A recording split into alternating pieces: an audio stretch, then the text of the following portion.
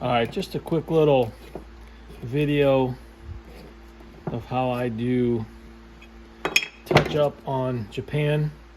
I've pretty much polished this with Blue Magic. It's not absolutely perfect yet. Just got it pretty good.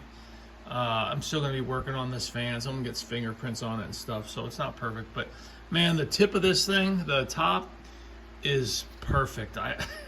If it weren't for the bottom chipping on this, which is almost always the case, this thing would be perfect. It's unbelievable. This is a 29646, 1931. Pretty much not used very much. I mean, look at those contacts on that thing. This thing is like brand new, other than the fact that it was really gummed up. The fan really didn't even turn. It turned very slowly on all 3 speeds.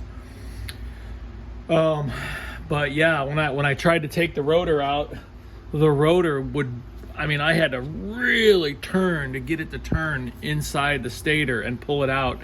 And then, yeah, the inside of the stator was really greasy. So I don't know what happened, if that's just old whatever, but anyway, so got this, this is just a brush from Dick Blick. I don't know if it's squirrel hair or what. I've had it a few years. Really nice, soft, and then I'm using One Shot lettering enamel. I don't even know if that brush was in the shot. You know, One Shot has changed their formula in recent years. Used to have lead in it. I think even in like the 80s and 90s, there was still lead in this stuff because it was, you know, a paint sold for professional use, you know. But I like to load my brush up, and then let's find a place here where I can start small. And then don't overstroke it. This stuff lays down great, but you gotta put it on. Hopefully my head ain't in the shot. So then when this is dry, I'll polish this right along with the Japan. Now that's a little thick there. I probably gonna have to stroke that out a little bit. But when it's good and dry, it will lay down really nicely. I painted the entire base of the 77646 that I did recently, and I mean, it came out great. I used a little Binks touch-up gun, which wasn't the ideal gun to use. I would have rather used a gravity gun, but I don't know, I couldn't find it in all my clutter. All right, so now I'm gonna do it again. I'm just gonna kind of load it up.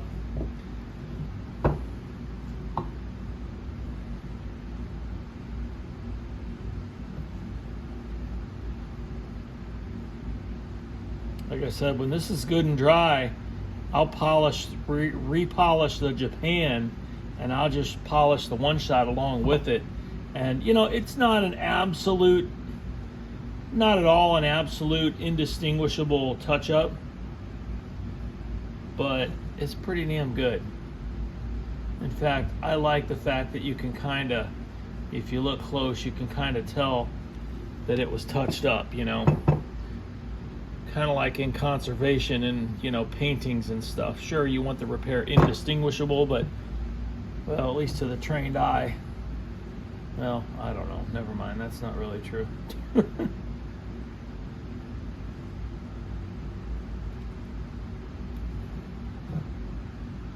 Okay, so here I got a bigger area, so I'm really going to load it up. I'm going to offload a little bit right there. And I'm going to... Trick is to really spread your bristles out to their max, you know, their max width, and you kind of got to like do snake eyes, where you're sort of looking at, not really in this situation because the bottom of the brush is pretty much just falling off the bottom of the pan, but, or bottom of the base, but there's times when, you know, you kind of got to watch both edges of the brush, and you're applying pressure to the bristles such that maybe the left side goes out, flays out a little bit more, and captures a chip that isn't necessarily on the right side. I don't know if that makes sense, but whatever.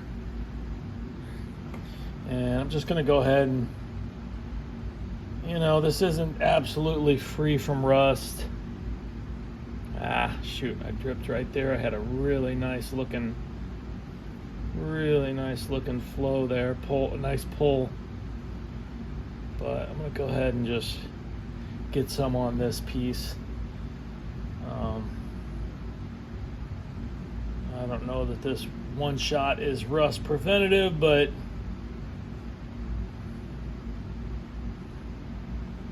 it'll take a long time for that little bit of rust to come through this one shot.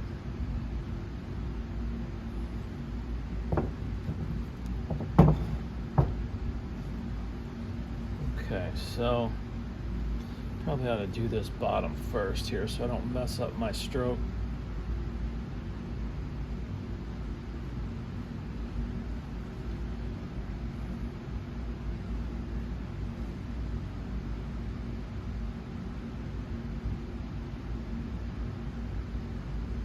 I just love polishing Japan.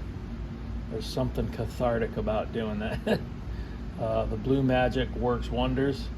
I mean, it's so amazing to take an old fan that's just all dirty and you polish it up, and it's like the day it left the factory. It really is amazing. All right, that's good enough. So now let's load her up real good, make sure I'm still in the frame.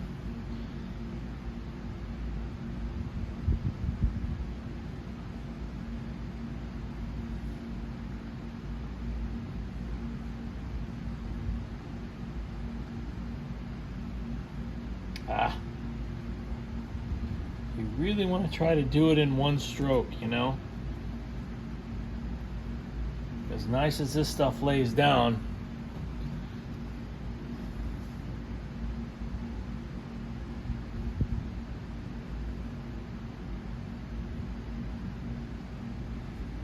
well, I'm having to overstroke that a little more than I would like.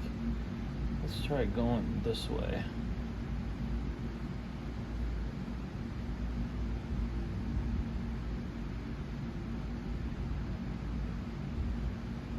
So much to painting, whether it's house painting or whatever, is about knowing how to flow the paint, and people when they paint like house painting, they overstroke and they don't put enough paint on, and they're stroking it out.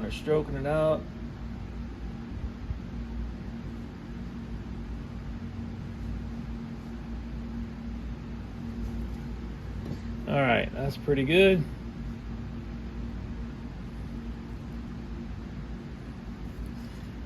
So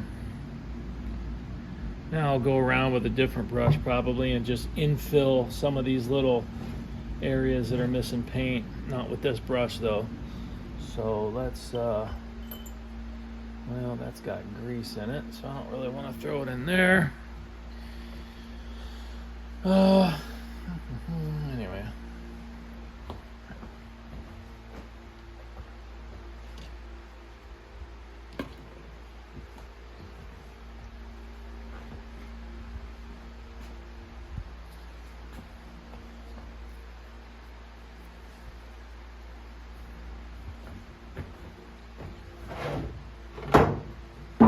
This odorless mineral spirits I bought, this clean strip, crap smells just like mineral spirits. I mean, it is not odorless at all. I don't really care.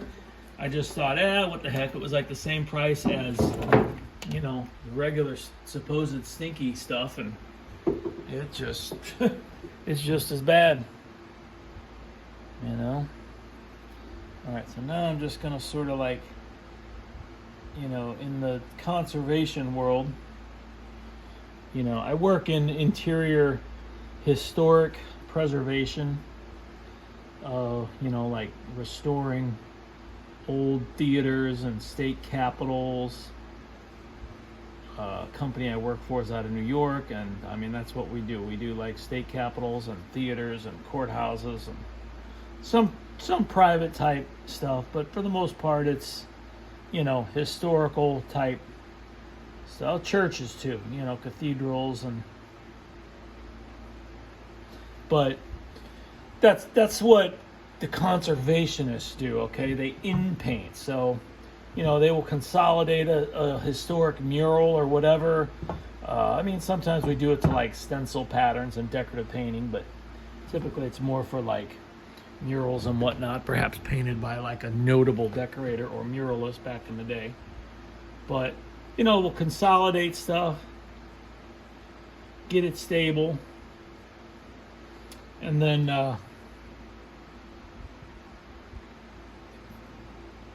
oh shoot. And then infill. So in other words, just only paint inside the missing flecks, you know? And then there's a little drop of yellow paint I couldn't get off. I don't know what it is about people. There's always paint on fans, you know? Cream, yellow, green, whatever, tan. I mean, I don't know what people do that they can't paint their house without getting friggin' paint on their damn 100-year-old fan, you know? All right, that's pretty good.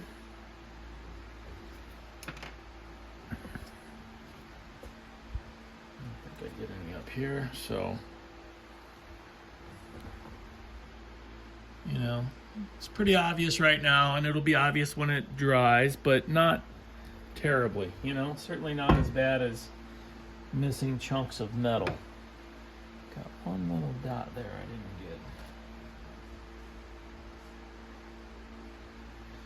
get. Now, just kind of sucks because, you know, wintertime, it's cold out, stuff does not dry the same as it does in the summertime. So, you know, I don't think I did any painting up there. Let's just go ahead and put some paint on the inside of these mounting holes because they're kind of rusty, and look down inside there, would look kind of unsightly.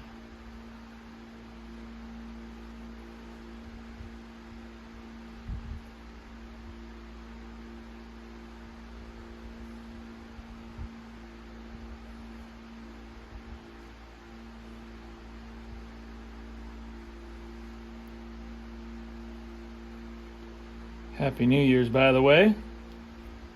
Not that you'll be watching this live on New Year's Eve, which it is right now.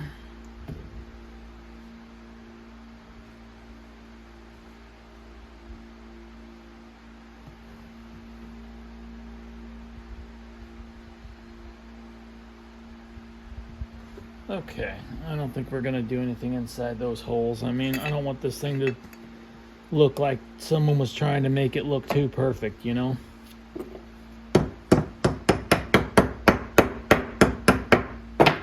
Okay.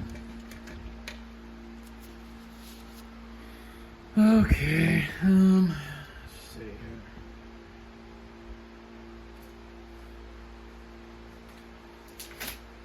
Just do a quickie tour of the fan lab. So, a few months back, took some time off just because I needed it from work. Built this whole setup of shelves.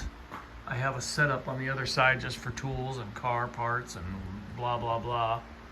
And then, yeah, works out real nice. A couple north winds up there, which I don't know why at one point I was buying those up. This one works real nice. That one works, and man, it seems like it blows harder than this one, and this one blows like the dickens. That one I think I got for 20 bucks. 28646 needs some work. Couple swans, a little 6'4", 6450, or yeah. I have a bronze blade for this. I think I'm gonna swap out this one, aluminum blades, but there are remnants of gold paint on this blade. And it's a rather pretty looking metallic. I wish I could figure out exactly what it was. It almost looks like a colored varnish or something. So like a tinted varnish over the aluminum with a little bit of metal flake in it. I mean, it doesn't quite look as opaque as gold paint would be. So yeah, anyway, early Swan 3-speed. Later Swan with the chrome front 3-speed, which I've been trying to buy from this woman on Facebook forever. She's like the most flaky Facebook seller in the world. I can't even believe it.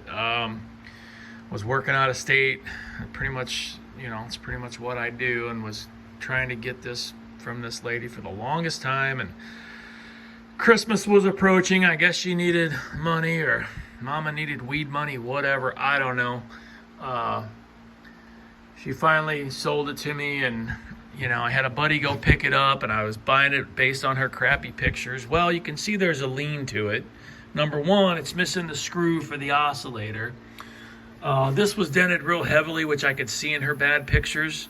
So I don't know if it took a really bad fall. I mean, that's common, but yeah, even if I put that oscillating arm where it belongs, it's still got a lean, and I don't know if it's just a matter of an adjustment to the cage.